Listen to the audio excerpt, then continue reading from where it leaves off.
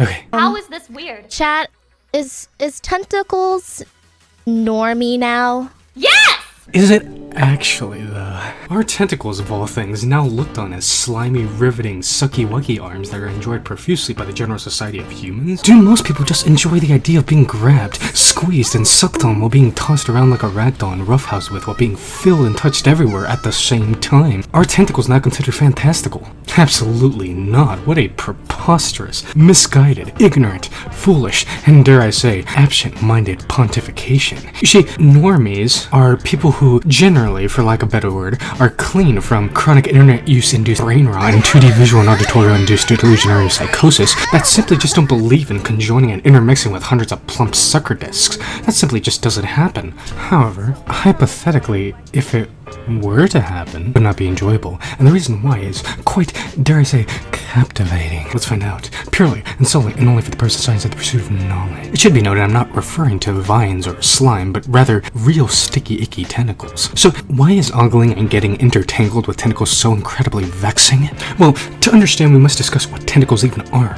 Tentacles, simply put, are long, slimy, boneless arms with hundreds of meaty suction discs, often called suckers, attached to them. The number and types of suckers depend ultimately on the size of the creature and what kind of creature has them. Whether it's a overpowering, juicy, quite literally slick, wet octowoman, or octopussy, or a inky, big-brained squid woman or squid boy, all of the specimens have tentacles that can most definitely hurt you in many painful ways if you are not cautious. You see, tentacles are exasperatingly powerful and strong, as they are comprised entirely of muscle and have no bone structure to speak of. Much like tongues, they are comprised entirely of muscle fibers. Now, there may be some who look onto the idea of being covered, embellished, coated in slobbery tongue-like extremities as a wet and wild ride, but I assure you with the addition of the suckers, it can and will only get more strenuous. These muscly arms can quite literally overpower and bind creatures of all sizes in a nearly inescapable grip, which is only accentuated by the suckers. The suckers latch on and flatten, creating a seal that when the muscles in the tentacle suckers retract, cause the pressure on the suckers to lower increasingly until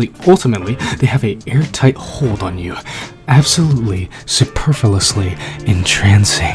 Now, with this in mind, we need to factor all of this into the overall size of the specimen that you hypothetically would be engaging in this very contact-heavy interaction with, and that should allow us to determine the severity of the implicated actions. Put simply, we need to know how big to tell how bad it's going to be on you, and through multiple studious attempts at mathematically determining the plausible damages, I was in essence reminded of the fact that I'm absolutely embarrassingly awful with maths. Though, hypothetically trying to figure out the maths for this is rather trivial.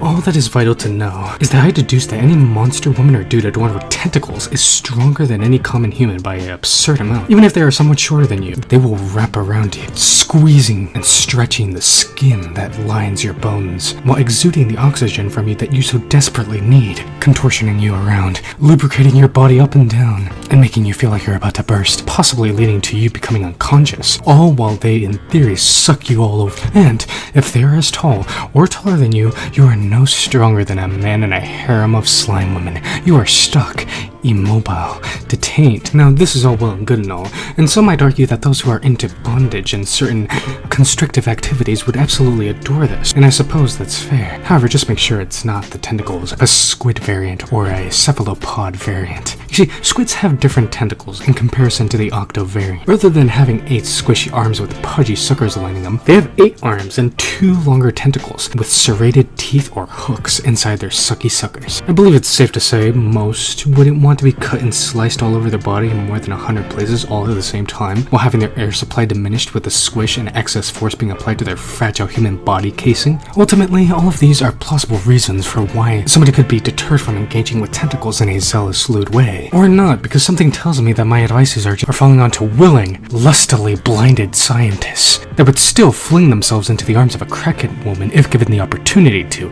and for that I suppose I have nothing but respect. Just be cautious though. And with that, if you guys enjoyed this video, theoretically if you have watched this far and you do enjoy my videos, feel free to leave a like, subscribe to join the science team, share this with anybody who you feel to spread my undoubtable yet questionable knowledge to, and remember to always do everything purely and solely and only for the purpose of science and the pursuit of knowledge, and I'll be back to answer another question that not even scientists can answer.